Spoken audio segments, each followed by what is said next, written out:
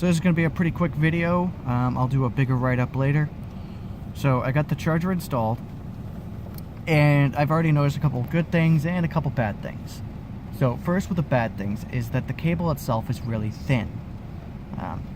In my experience, that tends to lead to a little bit more of potential damage that can happen to it. But considering that this is going to be sitting mounted on the tablet, that shouldn't be that big of an issue. You know, the other thing I noticed is that with this, the magnets could be a little bit stronger. When you push it this way or this way, it moves rather easy. Not as much with this way because of how it's designed. It's got, you know, more of an oval shape, so, you know, there's going to be more magnetic force this way. It uses these little tips that you can actually exchange, so they can actually sell separately an Apple tip. So if you have an iPad that you want to use this for, you can effectively have the same type of charging mechanism that the MacBooks have, where it uses a magnet to just plug in. So one of the reasons why I got this was that with my old charger, somebody had done this to get up out of the car. Now, with this, even if you press on it, it's just attached by a magnet, so it's gonna come off. Now, I'd rather have this just come unplugged, where I can just easily click it back in place, than have it break, like the last one did. So my last one, this is what happened to it after somebody pushed on it. You can see that it bent up.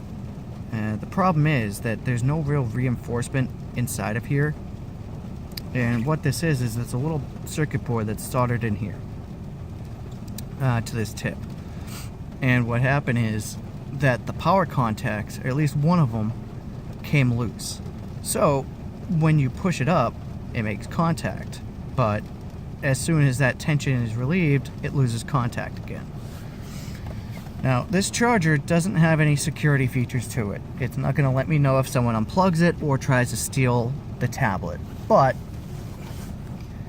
considering how I took some extra precautions that someone had suggested in the group, they had suggested that I take some Velcro, attach it to the back of this, and then that would attach to the Velcro on the back, on the mount itself. So far, that's worked really good. If someone tries to take it off, even if they get these off really quickly, I'm gonna hear the Velcro. So if I hear Velcro, you're gonna notice that.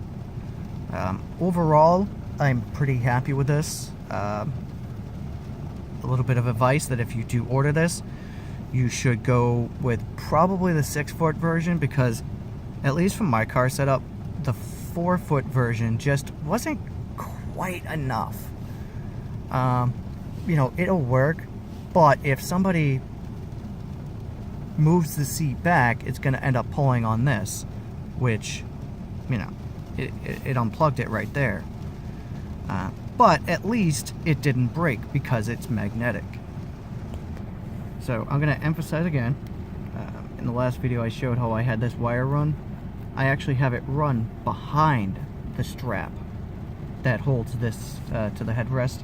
I would suggest that to everybody, because even if someone were to unplug this wanting to use it, you know, they don't really have anything to use. It's still rather short. And plus, if it's directed back there, I found that less people even try to go for it, because they see that it goes behind the tablet and there's not much slack.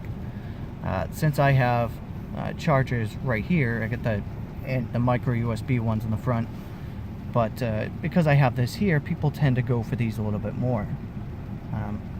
Using this as an example too, it's the braiding that's on this cable is an actual cloth braiding, whereas a lot of them will be sold like this, where it's basically a plastic braiding, and it's not that good. This just sits on top of the cable, and it's still rather loose. It's got a lot of play underneath it. You know, the one for this one, it's all cloth, and it fits tight to the cable underneath it.